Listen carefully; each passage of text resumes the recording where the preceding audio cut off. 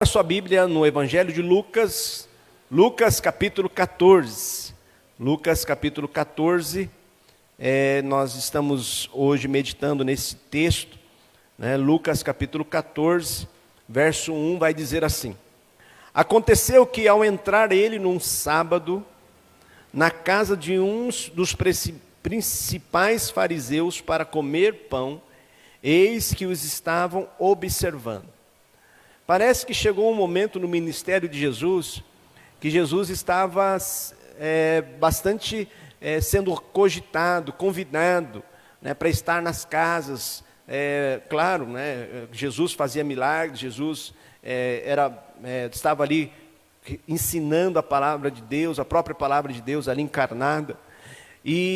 Mas alguns fariseus parece que chamavam Jesus para estar na sua casa apenas para tentá-lo, apenas para colocar à prova. Parece que essa visita foi mais ou menos uma destas, né? Esse café, então, que Jesus foi chamado para tomar ali, junto com alguns outros convidados, Jesus foi colocado à prova. Trouxeram ali um enfermo, e para ver se Jesus iria curá-lo, num dia de sábado, né? E Jesus, então, argumenta, cura aquele homem hidrópito, aquele homem enfermo, cura ali a sua enfermidade. E Jesus, olhando para os convidados, no verso 7, diz assim: reparando como os convidados escolhiam os principais lugares, propôs uma parábola. Então Jesus ali naquela casa, provavelmente a casa estava cheia, que as pessoas seguiam Jesus, era costume eles se reunirem na casa. Ele reparou que aqueles convidados estavam escolhendo as primeiras posições, né? Então Jesus diz para eles evitar escolher as primeiras posições, porque podemos ser humilhados. Aqueles que estavam mais perto da mesa, mais perto do dono da casa, geralmente tinham maior prestígio, tinham maior respeito. Então, se você chegasse cedo naquela casa, naquela festividade, naquela reunião, e se aproximasse muito do dono da casa, né, eles sentavam geralmente no formato de U, e poderia chegar alguém que era mais nobre, alguém com maior respeito, e o dono da casa pedir para você sair do lugar para que dê lugar a outra pessoa mais reconhecida do que você. E então Jesus fala assim que você vai ser humilhado. Então espere você, Jesus orienta, né? Espere, sente nos últimos lugares, sente nos lugares aonde que talvez o dono da casa possa te chamar para estar num lugar de reverência, um lugar ali mais próximo. Então os humilhados, eles serão exaltados. Se você então escolher estar nos primeiros lugares, você pode ser chamado a se retirar e ir para um outro lugar. No verso de número 12, diz assim: disse também ao que havia convidado: quando deres um jantar, uma ceia, não convides os teus amigos, nem os teus irmãos ricos, para não suceder que eles por sua vez te convide e sejas recompensado. É difícil imaginar você fazer um almoço, um jantar na sua casa e não querer chamar os seus familiares, chamar os seus amigos. É natural, é comum, não é? Tem até alguns que gostam de chamar o pastor, né? Alguns chamam, alguns chamam, né? Hoje teve bolo aqui, não posso fazer fofoca, né? Olha eu fazendo fofoca. Hoje teve até bolo, o pastor até comeu de bolo de aniversário, bênção, né? Bênção. Continue chamando o pastor, pode chamar. Então, é difícil, muitas vezes é natural, nós queremos estar com os nossos familiares, com os nossos amigos chegados, mas algumas vezes as pessoas chamam aqueles que também têm condições de chamá-lo. E Jesus ensina algo muito contrário. Jesus ensina que quando você chamar, convidar as pessoas, olha o que ele diz no verso de número 13 e 14. Antes, ao dares um banquete, convida os pobres, os aleijados, os coxos e os cegos, e será bem-aventurado pelo fato de não terem eles com que recompensar-te. A tua recompensa, porém, tu a receberás na ressurreição dos justos. Então Jesus está dizendo que quando der uma janta, der uma ceia, não convide aqueles que podem te recompensar. Antes, convide aqueles que não podem lhe recompensar. Por quê? Porque a sua recompensa virá de Deus no porvir. Estes aqui, pobres, aleijados, coxos e cegos, dificilmente estariam numa casa de um fariseu. Dificilmente. Quem é que faz uma festa ou um delicioso jantar e não chama os seus amigos, familiares, ou pessoas ricas, que de igual modo pode lhe recompensar? Não é mesmo? Mas a grande lição é que, como igreja, não devemos esquecer deste grupo. Esse grupo que muitas vezes é esquecido. Quando você está jantando, quando você está se alimentando, quando você está ali, deliciando nesse prato maravilhoso, que daqui a pouco você vai estar se deliciando, louvado seja Deus. Não se esqueça também daqueles que nada têm, daqueles que não podem te recompensar. Não devemos esquecer deste grupo, servindo aqueles que não têm com que nos recompensar. É reconhecer que a nossa recompensa vem de alguém muito maior. Às vezes, algumas pessoas confundem, acham que pelo fato de nós estarmos distribuindo alimentos, levando as marmitas, comida para os moradores de rua, roupa, às vezes a pessoa está dizendo, não, vamos evangelizar. Eu não gosto de misturar essas duas coisas.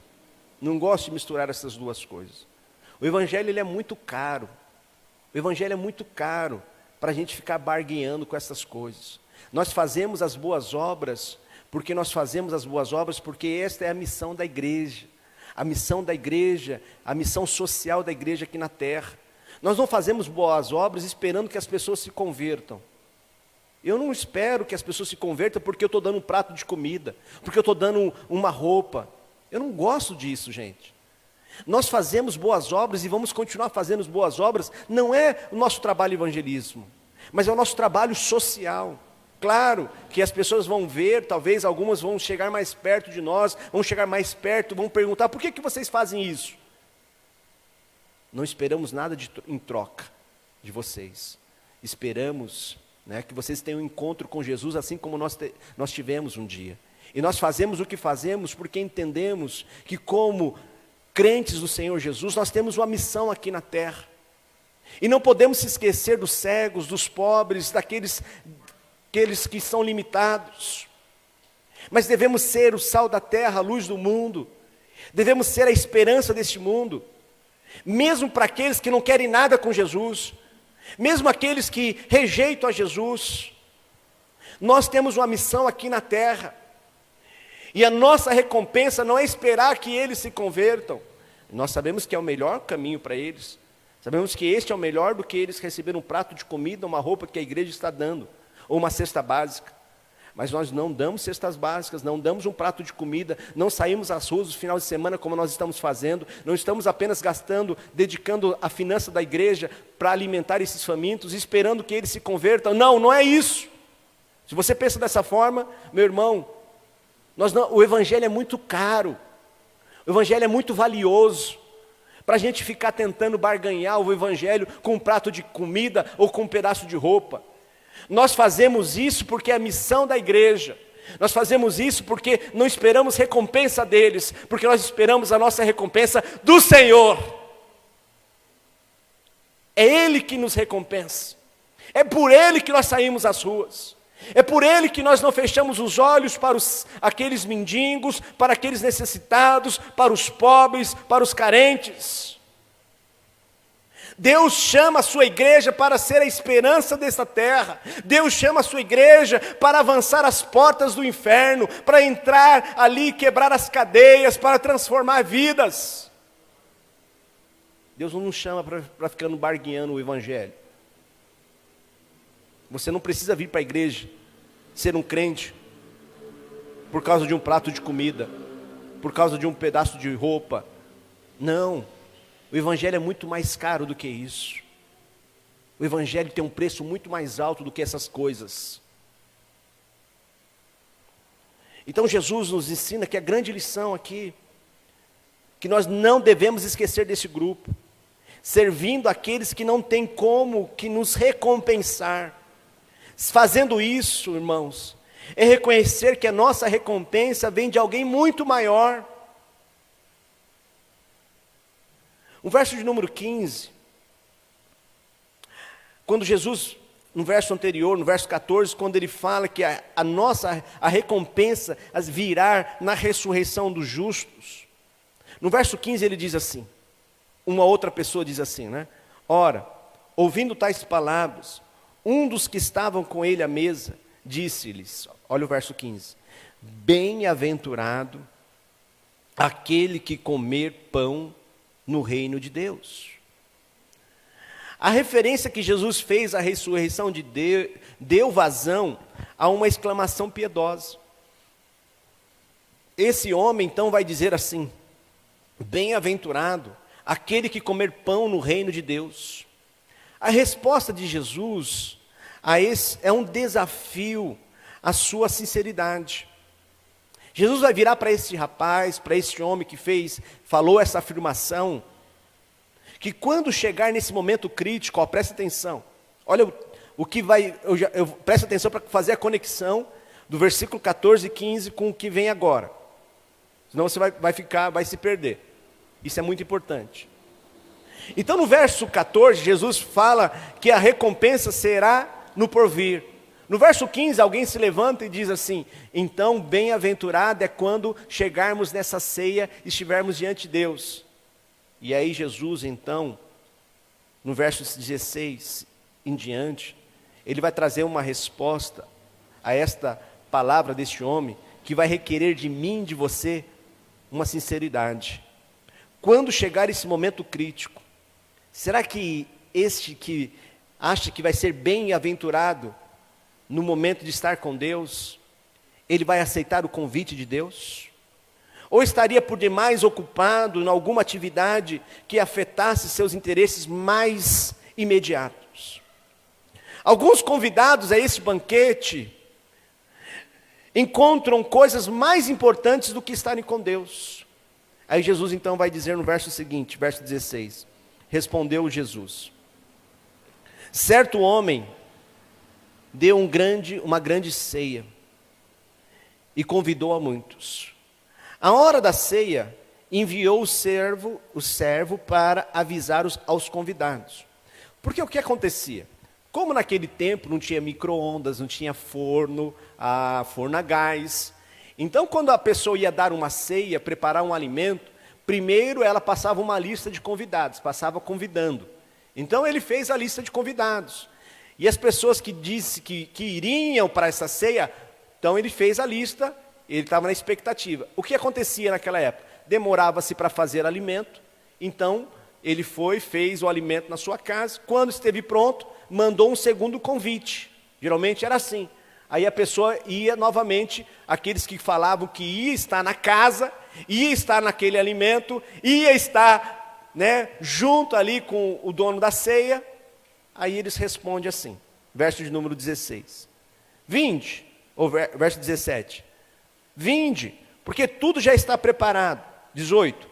Não obstante, todos a um começaram a excusar-se. Em outras palavras, começaram a se desculpar. Disse o primeiro, comprei um campo e preciso de vê-lo. Rogo-te que tenhas por desculpado.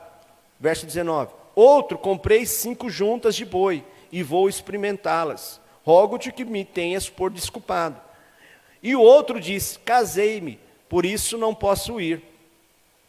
Então nós vemos aqui que as pessoas tinham dito que iriam. E tem muita gente, que diz sim para Jesus, mas na hora de estar junto com Jesus, Na hora de estar junto com Deus, começam a inventar desculpas. A referência que Jesus... Então, nós vemos que alguns convidados, melhor dizendo, alguns convidados a esse banquete encontram outras coisas mais importantes do que estarem com Deus. O verso 18 mostra que tinha comprado um campo e iria vê-lo. Bem, se você compra uma casa, se você compra um campo, como você compra um campo sem ir ver primeiro? Não faz muito sentido, não é? É uma desculpa esfarrapada. Se ele comprou, para que essa pressa então de ver o campo? Geralmente a gente tem pressa de ver antes de comprar, não é assim? Você vai comprar um carro, você quer ver o carro antes. Você vai comprar uma casa, você quer ir ver a casa antes.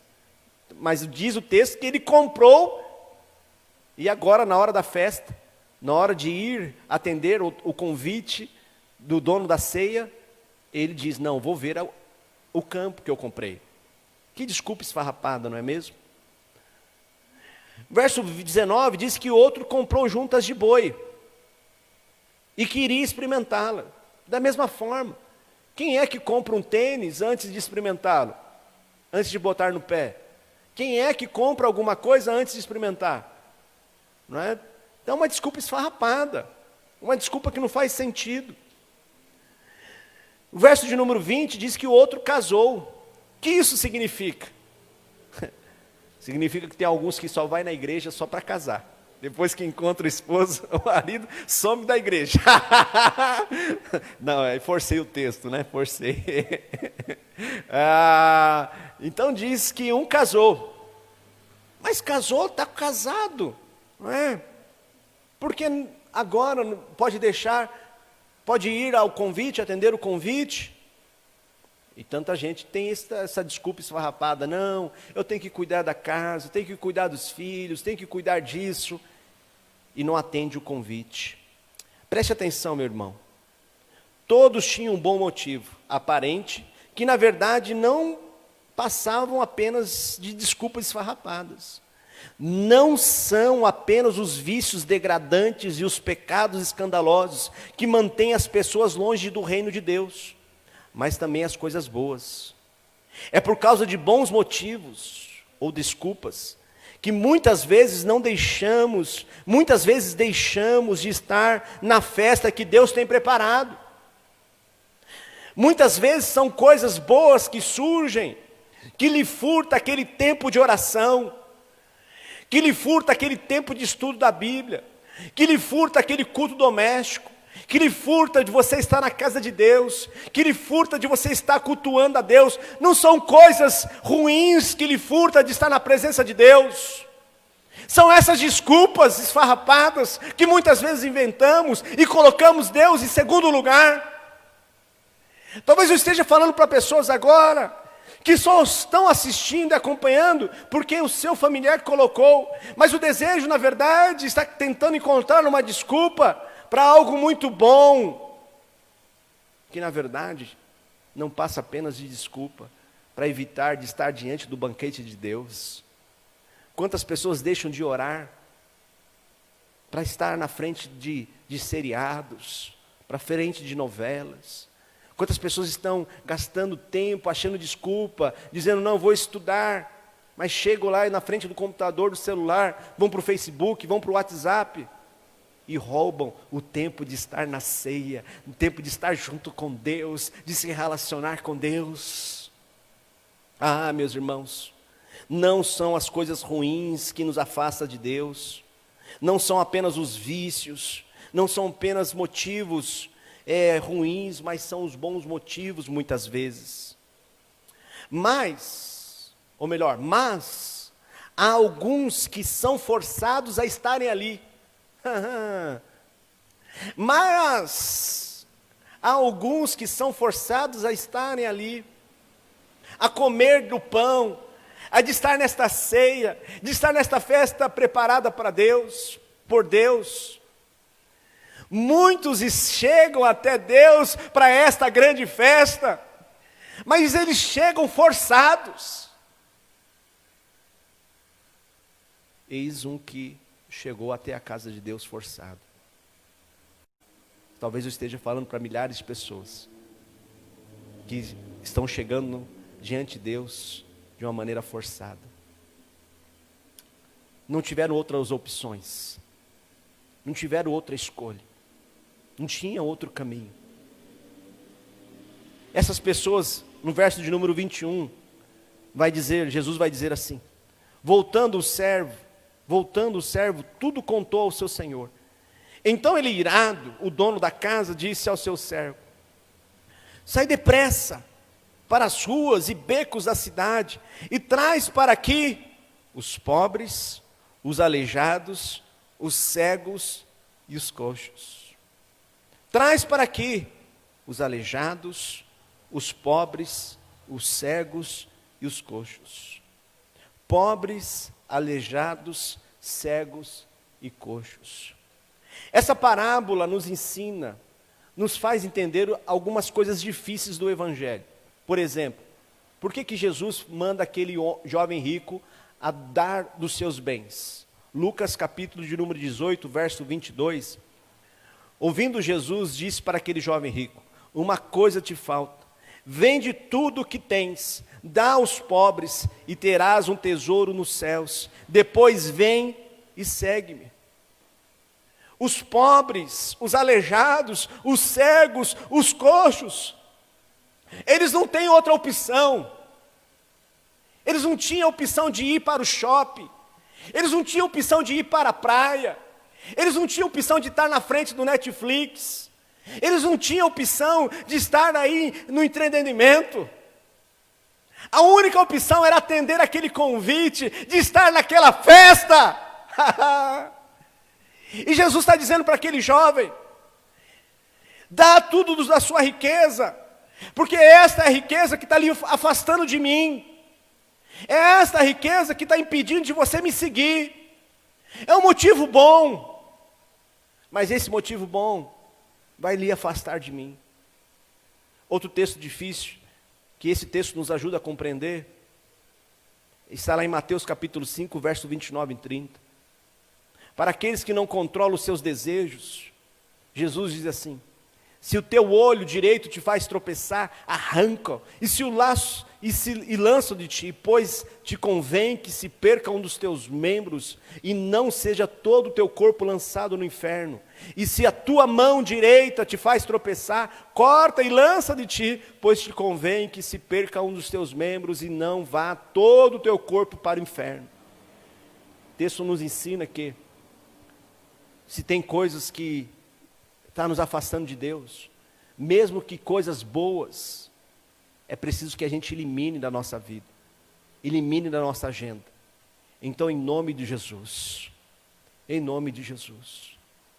que o Senhor te ajude a remover aquilo que precisa ser removido, por mais que lhe dá prazer, não é? O que uma pessoa, quando olha, o que ela faz com a sua mão? É isso aí mesmo que você está pensando. Tem que remover isso da sua vida. Parar com esta pornografia. Parar com esse estilo sexual perverso. Tire isso da sua vida. Tire esse adultério da sua vida. Em nome de Jesus.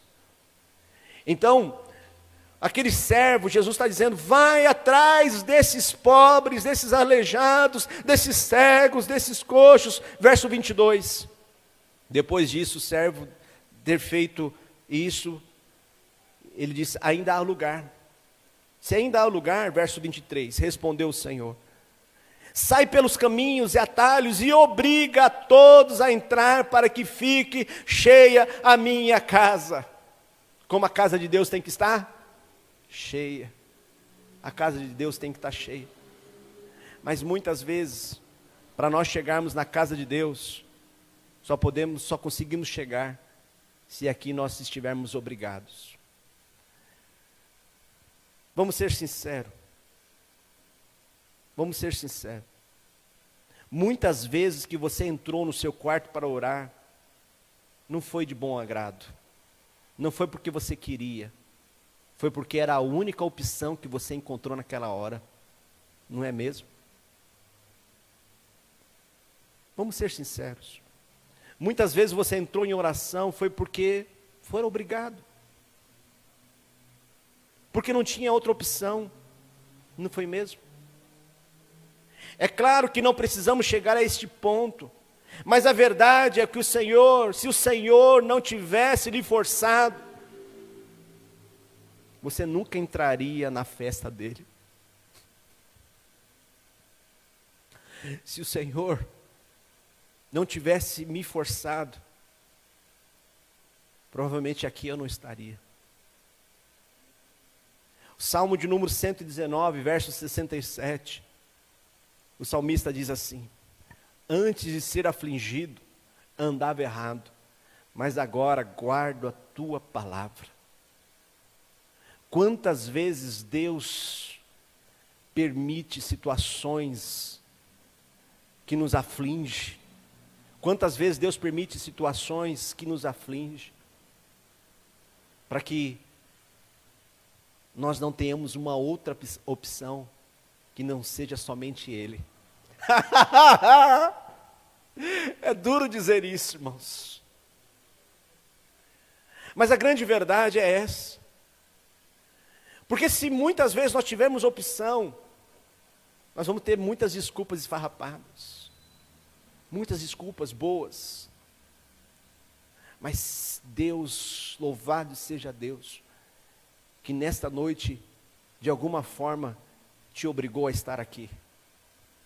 Te conduziu a estar neste lugar. Talvez nossa oração hoje possa ser a mesma do salmista lá no Salmo 141, verso 4, que diz assim: não permitas, ó Deus, não permita, Deus, não permita que o meu coração se incline para o mal, para a prática da perversidade, na companhia de homens que são malfeitores, e não coma eu das suas iguarias. Talvez a nossa oração hoje seja: Senhor, inclina o meu coração para o Senhor, que o meu coração sinta desejo de estar na tua presença, que essas coisas boas, essas iguarias que o mundo oferece, não seja o meu prazer, que o meu prazer esteja na sua casa, esteja nesta festa que o Senhor preparou, que eu não fique inventando desculpas, mas que eu possa sentir prazer de estar na sua casa, que eu possa ter prazer de estar na sua casa te servindo. No atendimento essa semana de uma jovem, ela dizia para mim: pastor, eu tenho ido na minha igreja. Ela é de uma outra igreja. Ela dizendo: pastor, eu tenho ido na minha igreja, mas eu não tenho sentido a alegria de estar na igreja. Eu não tenho sentido de estar a alegria de estar ali naquele ambiente. Ai, meus irmãos, como eu oro, peço a Deus, Deus nunca tire do meu coração a alegria de estar na sua casa. Porque essa alegria, eu tenho certeza que não vem de mim mesmo. É a alegria que vem do alto. É a alegria que vem do Senhor. É a alegria que nós temos que clamar: Senhor, me dê a alegria de ler a Tua palavra. Me dê a alegria de estar em comunhão e oração com o Senhor. Me dê a alegria, Pai, porque nós temos outras coisas muito mais gostosas que o mundo nos oferece. Mas que o Senhor possa inclinar o nosso coração para Ele e não para o mal, não para os amigos, não para o que o mundo oferece. Que em nome de Jesus, que essa seja a nossa oração nesta noite, para que não aconteça conosco o que aconteceu com aquele homem rico. Em Lucas capítulo 16, verso 19 a 31, nos ensina que um homem rico se vestia de púrpura e de linho finíssimo, e todos os dias se regalava. Havia também um certo mendigo que estava ali, à beira daquela casa, coberto de chagas, que desejava se alimentar com as migalhas do rico. Ambos morreram. O rico, no inferno, em tormentos, olhou para o céu e viu aquele mendigo moribundo, que estava num lugar agora de delícias e prazeres. Ainda na sua arrogância, aquele homem rico pede para Abraão que aquele mendigo o sirva, que era mendigo. Lucas 16, 25, disse, porém, a Abraão: filho, Lucas 16, verso 25, filho, lembra-te que recebestes os teus bens em tua vida, e Lázaro igualmente os males. Agora, porém, aqui estás consolado, e tu em tormentas. Que essas coisas boas que te rodeiam não venha tirar o seu foco de Deus, não venha lhe afastar de Deus. Que essas coisas boas da vida não sejam o seu consolo, mas assim como aquele mendigo, assim como aquele pobre, aquele miserável, aquele doente, aquele enfermo que jazia à beira da casa daquele homem rico, recebeu consolo, o seu consolo que vem de Deus. Quem tem sido o seu consolo? A palavra consolo aqui é paracaléu, é chamar alguém para estar junto com você, dirigir-se, alguém que está ali por meio de exortações, de conforto, de instrução. Quem é o seu paracaléu? Quem tem sido o seu consolo? Em João capítulo 14, verso 16 e 17, Jesus diz assim: e eu rogarei ao Pai, e Ele vos dará outro Consolador, a fim de que esteja para sempre convosco, o Espírito da verdade, que o mundo não pode receber, porque não o vê, nem o conhece. Vós o conheceis, porque Ele habita convosco e está em vós. O Espírito da verdade, o Consolador. No grego aqui, Consolador é Paracletos. Paracaléu, aquele que consola. Paracletos, o Consolador. Chamado, convocado a estar do lado de alguém, convocado a ajudar alguém. Quem é o seu Paracleto? Quem é o seu consolo? Alguns talvez estão esperando consolo, querendo esperar o seu consolo nos bens, na riqueza, nos relacionamentos, nos prazeres carnais, esperando o consolo do marido, do lar, consolo dos bens, consolo das riquezas. Quem é o seu consolo? Ah, meu irmão, Deus em Jesus Cristo enviou até a terra e hoje está aqui para te consolar, para que você não venha sentir falta de nada, para você não venha ficar fora da festa, para que você não venha ter desculpas, que nesse momento você pare de murmurar pelas coisas que talvez você ache que você precisa, pare de murmurar, esperando o consolo desse marido, consolo desse relacionamento, consolo desse amigo, consolo dessa amiga, consolo desse dinheiro, desse recurso financeiro. Que nesta noite, o seu consolador, o seu consolo venha do alto, o seu consolo seja o próprio Deus, que você não venha ter outro bem além dele, que você não venha ter outro consolador além dele. Porque quando nós temos o Senhor nas nossas vidas, quem tem Jesus, tem tudo. E aquele homem mendigo, moribundo, quantos cegos, coxos, quantos pobres estão encontrando o caminho do céu, porque fazem da sua vida a sua esperança somente em Deus. Que nesta noite, neste momento, você pare e reflita aonde você vai estar no futuro, aonde você está hoje. Deus tem uma festa para você agora, para você celebrar. Deus tem para você agora um lugar de deleite, de prazeres, e esse lugar é na presença de Deus, na presença dEle. E o mesmo Espírito que se faz presente aqui, me consolando, nos confortando, está aí com você agora. Que nesse momento, o Paracleto, o Espírito Santo, enche a sua vida, enche a sua vida, enche a sua vida e te transforma. Nós vamos cantar Espírito, Espírito, que desce como fogo, vem como em Pentecostes e me enche de novo. Se você um dia experimentou da doce presença de Deus e se encontra afastado, cante esta canção de uma maneira muito especial. Cante esta canção como fosse uma oração. Cante esta canção crendo que o Espírito Santo está inundando o seu ser e Ele vai te trazer a paz que excede a todo entendimento, a paz que transborda, a paz que é muito melhor do que uma junta de boi, que ter carros, de comprar campos, até de casar-se. A presença de Deus é muito melhor. Há uma canção que nós cantamos do cantor cristão, eu sei que o grupo aqui não vai conhecer, porque é uma canção que pouco nós conhecemos, que diz que Jesus é melhor do que ouro e bem. Jesus é melhor do que tudo que tens. Jesus é melhor. Que Jesus nesta hora seja o seu Senhor e o seu Salvador, e o Espírito do Senhor te console, te conforte, te inunde, porque tudo que você precisa, o Espírito Santo neste momento vai atender às suas necessidades.